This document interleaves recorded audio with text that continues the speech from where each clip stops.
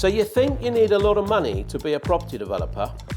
Well, you do, but it doesn't have to be all your money. My name's Ritchie Clapson, I'm a chartered structural engineer and I've been in the property industry now over 40 years, and in this episode I'm going to be talking to you about how you can raise all the money that you'll ever need for your first property development. Okay, so the key is, do you need money? Of course you need money.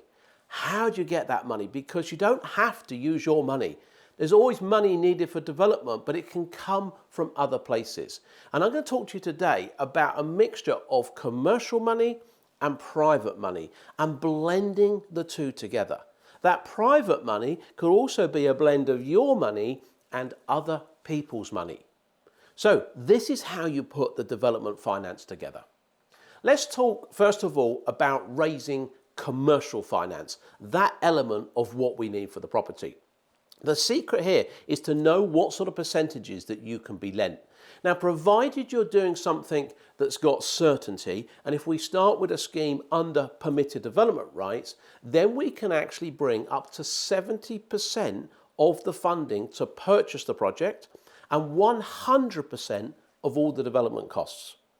You heard it, absolutely. 100% of all the development costs and 70% of the purchase.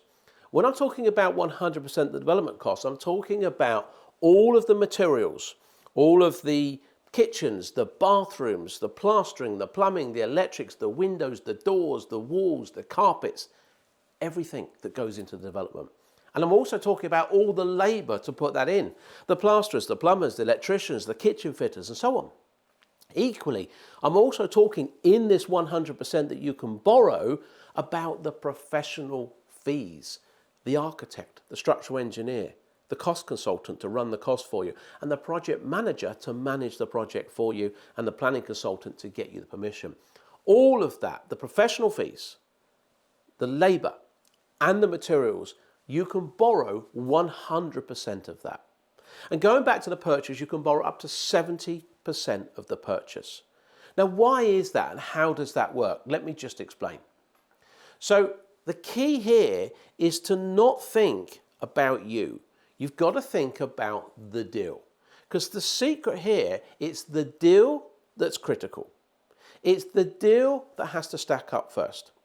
After that, it's your team. And finally, it's you. It's really important to know this, okay? In small scale property development, unlike a buy-to-let, it's the deal that's critical, then it's the team, and then it's you. Let me just explain this, and let me explain this in the way that we would look to actually purchase a buy-to-let, because most people will understand this. So here you are, okay? You're going to be John Smith. I'm sorry, ladies, but today we're going to be John Smith. And you're going to go out and raise money for a buy-to-let. Well, what happens? Well, they want to know all about you. They want to know everything about John Smith. They want to know, where do you work? How long have you been working there?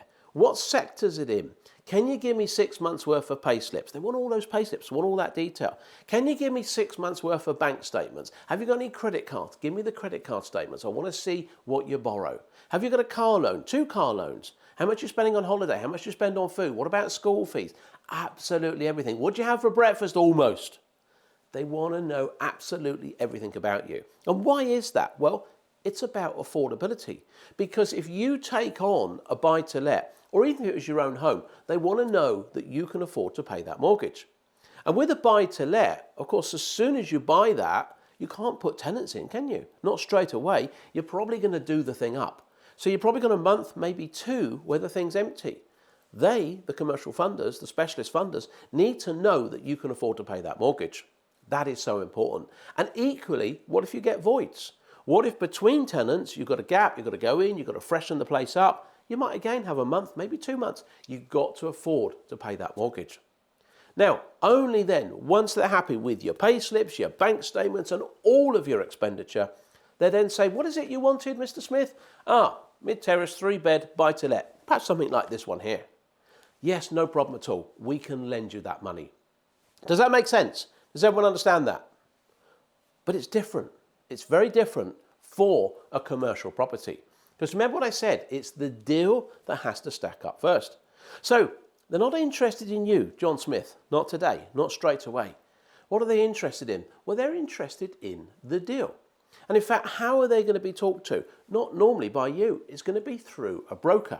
When you go for development funding, you're going to work through specialist development funding brokers, and they're going to position and present you in the best light. So they're the ones that's likely to be having the conversation with the funder. Perhaps if you were going to do your buy-to-let, you'd be talking to Halifax or Nationwide or Shawbrooks or someone like that in the high street. Not with development funding. You're going to be talking to a broker that's going to help present you to the funders. These are specialist funders, and they aren't the Halifax, the Nationwide or the Shawbrooks. These are specialist development funders that like getting involved in short-term lending. And there's a real appetite for short-term lending out there. And when I say short-term, 1, 2, 3 years, small-scale development in and out. So what's the first thing? It's the deal that's critical. So the broker's going to present your deal. So they're going to say, tell me about John Smith's deal. Well, John, what's John Smith's going to do? He wants to develop this property here. Here it is. It's an old commercial shop building. He's going to turn it into a number of flats. He's got permitted development rights to do that. That's what he's looking to do. So it's a relatively straightforward. There's certainty to do that. It's in a really good location, not far from a railway station, right in the middle of the town. So it's going to be really popular. And in fact, actually, his projected numbers is circa £200,000 profit. Great. Funders love it. Like the idea. The broker's going to come back to you and say they like your deal. But what's the next thing? They're not interested in you yet. They're interested in your team. So the broker's going to present to the funder who John Smith's team is. So what they're going to say? They're going to say, well, yeah, John's got an architect. She's a really good architect. In fact, she's done projects just like this, 2 or 3 in the same town. Conversion projects of old shops into residential. Highly recommended. Excellent, say the funders.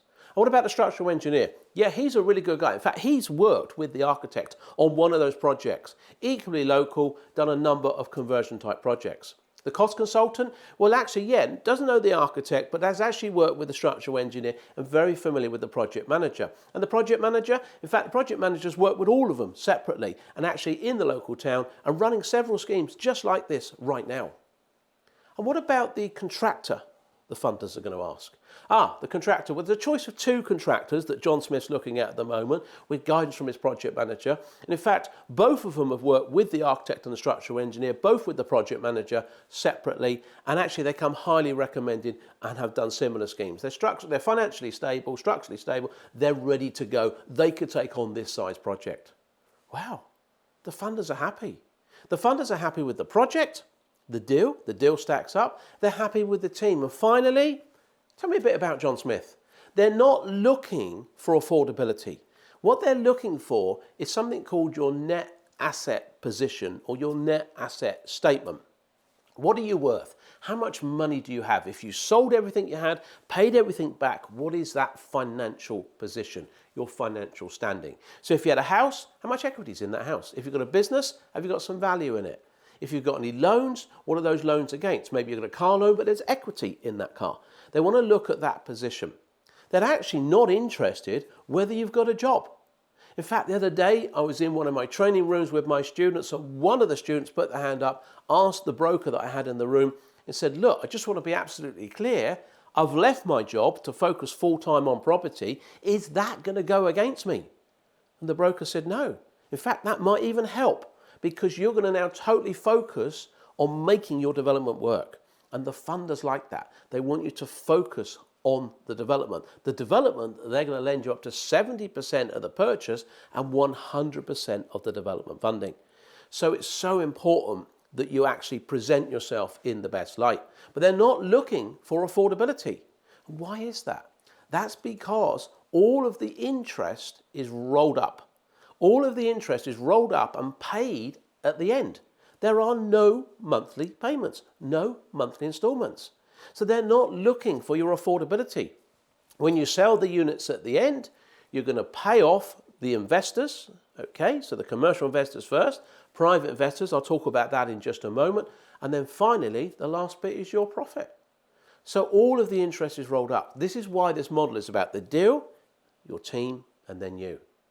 Hopefully that makes sense. The key with this is you'll need to present a robust deal analysis in the form that they understand. You need to show that your deal does stack up with a solid 20% profit. That is so important. And then private finance, because we need to pull these two things together. We've got our commercial finance, 100% of the build, 70% of the purchase, but we now need to bring that private money to the table. How is that? Well, first of all, let's just think about it. There is so much money out there, so much. And currently, with banks paying 4, 5%, are people going to be interested if you could offer maybe 8, maybe 9, maybe 10%? Think about it. They would be, wouldn't they? And who are these people? Well, there are many, many people. Think about people's pensions. Once you get into your mid-50s, you can draw a proportion of your pension out. You can take that out. Of course, most people tend to do that. Not certain about the pension companies. They want to take it out. They want to take that cash and have control of it. What do? Stick it in the bank. What do they get? 4, 5%? Not a lot. And there's a lot of people with a little bit of savings here or there. There's a lot of businesses that's got a little bit of savings here or there, all earning 4 or 5%, maybe less. And in property development, you could offer them, let's say, a 10% return. You can double the return that they're getting in the bank. So are they going to be interested? Even if they're not interested in you, they're going to be interested in the opportunity. How does this work? How could I get that? How long? And of course, if it's in short term, 1 or 2 years, it's back out to them with a 10% return. So imagine someone perhaps lent you some money. Maybe they lent you £50,000 for 12 months. And at the end of the 12 months, you give them their £50,000 back. You give them £5,000 interest on top. What are they likely to do? They're probably going to give it back to you. They're probably going to say, go again. Here's 55. Give me 5,500 back in another year's time, and so on and so on. And just compound the whole thing up. And of course, it's a bricks and mortar investment.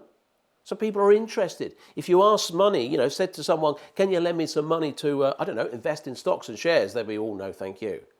But bricks and mortar, people know it's a solid investment.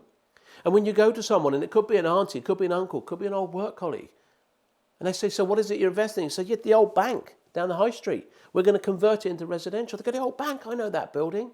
They know where their money is. They can see where their money's gone. It's tangible. Do you think they'd be interested? They definitely would be. But here's the key. You again need to present yourself correctly, because they may remember you from perhaps, maybe you were an IT consultant, maybe you were an accountant, maybe you did something completely different. And then you rock up and you're going to say, no, I'm doing property development now. You've got to present yourself correctly. They've got to believe and understand that you know and understand what it is that you're doing.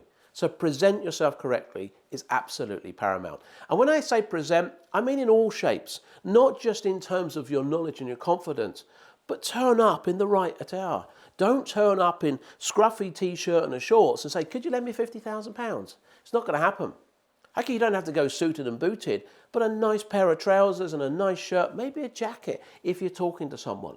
So not only make sure you know what you're talking about, but actually physically present yourself properly. And then here's the key. Private investment. Don't ask for money. You're probably thinking, hang on a minute, what are you talking about? If I don't ask for it, how am I going to get it? Well, the answer is, if you ask for it, you're going to struggle to get it. You really will. People don't like being asked for money. And the reality is, if I bumped into you and said, hey, couldn't lend me £50,000 and you didn't really know me, just maybe know me loosely, you'd probably think, well, hang on a minute, who else have you asked, Ritchie? And you're coming to me because you couldn't get it from anywhere else. It's just about positioning yourself. It's just about telling people what you do. So imagine I'm out there and I just talk to you about what I'm doing. Maybe we don't know each other that well, but I'm just saying, no, I work in property development. We give some great returns for some of our private investors. In fact, I've got some people in now, they're earning some really good returns, far better, in fact, double what they're getting in the bank. Anyway, how are you? Well, do you know, if you've got some money to invest, you're going to pick up on that. You're going to start saying, well, hang on a minute, just tell me about this investment opportunity. That might be something I'm interested in. I never asked you, did I? I just told you what I was doing, and then you asked me. That's the absolute key. The truth is, you have the opportunity. With that private money, think about those people that you might know. Maybe you don't know that you know them, that have money in the bank, maybe 40, 50,000. And there will be aunties and uncles or cousins and work colleagues that will have it that you don't know about. And just think about it. How many people have knocked on their door over the last month, the last year maybe, last several years, and said, hey, would you like to double your interest rates in a safe, secure investment opportunity, property development? No one.